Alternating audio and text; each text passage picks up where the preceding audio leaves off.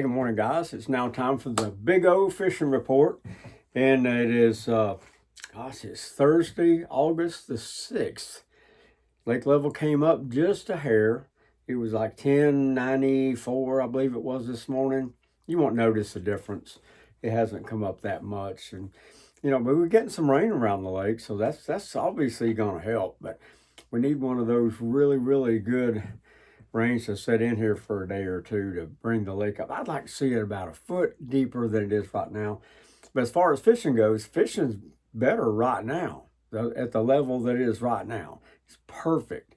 And we're catching a lot of fish out there. You got to be a little careful. Well, you got to be a lot careful out there. Let me tell you. You got to put that stick in your boat when you're out there. Make sure you got enough water to get on plane.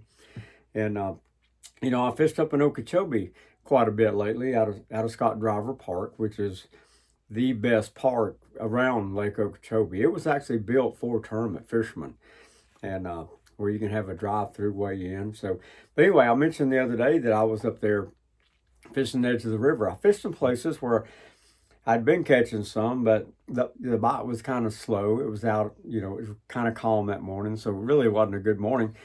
But we had about 30 minutes left to fish, and I came back to the river. And a lot of people ask me, what was I throwing there? But we were in the shallow water throwing out. Now, this is the bait that I was throwing. This is just a big old square bill, a 2.5. It's about the size of a Strike King 2.5. But any of these big square bills have really worked. This bait will run about four, maybe 5 feet, depending on the line size. I think I was throwing it on 15-pound test. And I was cranking it till I could feel it hit the edge of the river. And man, just in 30 minutes, we caught a bunch. I'm going to be up there again real soon. So I got some guys that have a tournament coming up there. So I'm going to be up there exploring this a little bit more. I cannot wait to get up there. But here's another bait that a gentleman came and showed me. It's kind of an interesting color. It's kind of a pink, got a little purple in it. It's a chatterbait. And they had a little pink colored little trailer they put on there. And that was interesting too. He said that's really hot in some other lakes. Haven't seen anybody throw that on Okeechobee, but I'm going to be chunking it a little bit just to see. Sometimes that color makes a difference. A lot of times it doesn't. I take a lot of times, and I think right now is the perfect time to do it, is take just a regular 3/8 ounce chatterbait, get the black head, and take the skirt off of it. I don't care what color skirt is on it. Just take the skirt off of it and put you a small swim bait, a small boot tail on there. I use that little DOA cow bait, that little chartreuse one, chartreuse and silver. They make some white ones. And but those baits work really, really good for a search bait when you're out there just chunking and winding. I throw that pawpaw quite a bit. Just a regular rattle trap out there because the water's 3 feet deep in the shallow water out there. So there's plenty of water out there. The water really looked good. But that's what I would be doing if I was going out of Scott Driver Park. I wouldn't run around. We're having to run way over. If you go to Indian Prairie or around the Tent House, you need to run way offshore when you run around Kings Bar. Don't even consider going through the cut. Don't even think about that. And even when you're running outside, stay way out.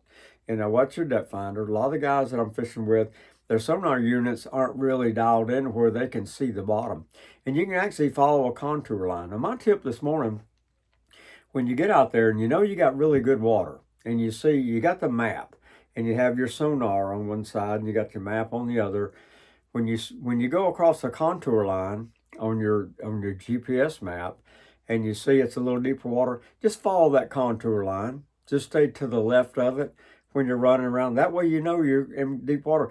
Most of those maps are really, really accurate as far as the contours, and you might not be able to notice it when you're running, but that's very, very helpful. I've always done the same thing when I'm fishing the reefs out of Clewiston. If I come out of Clewiston and I'm fishing that reef that runs all the way to Pahokee, I'm going to follow that contour line that's off that reef. That way I know I'm in a little bit deeper water and I can stop and trim up, and then you can get up on the rocks and fish. And I'm going to be doing a lot of that lately too. But man, I tell you what, fishing's really, really good right now. I'll be out there a lot this weekend, and I'll be able to give you some really, really good reports on what I'm seeing. But if I'm in Okeechobee fishing the edge of the river, that little dude right there is going to get some action, let me tell you. I might change the hooks on it. But another little key too. Now, that's something I've learned over the years. When you're throwing these big fat baits like that, use the round bend hooks. Probably the hooks that come on them are going to be adequate enough. Don't put the EWGs on these fat hooks, on these fat baits. Let me tell you, for some reason, I don't know why, you don't hook them as good. Now, if it's a thin bait, if you got a flat-sided crankbait, or you got like a rattle trap type bait, lipless bait, EWGs are much, much better than the round bends.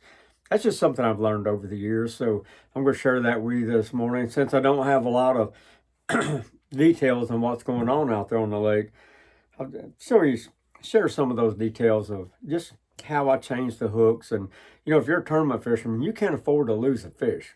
You can't lose one. If you do, you're probably not going to win, especially if it's a big fish. So you got to catch everything that bites. And there's so many things that we can control as far as our baits and our line sizes and taking care of our hooks and making sure everything's perfect. We can control all. There's a lot of things that's out of our control too. So we can't control all those. But guys, we got to thank Okeechobee County for making it possible. We had over, I think, 3,600 views on my fishing report yesterday. Folks, that's a lot. When I had a little radio show here, man, you can't even get WOKC in Lakeport. I was trying to find it. I couldn't, I was almost to Indian Prairie before I could even pick it up. So I wasn't impacting hardly anybody except just the local folks. Now we're impacting people all over Florida, all the people that are getting ready to come here. And 3,600 views in one day.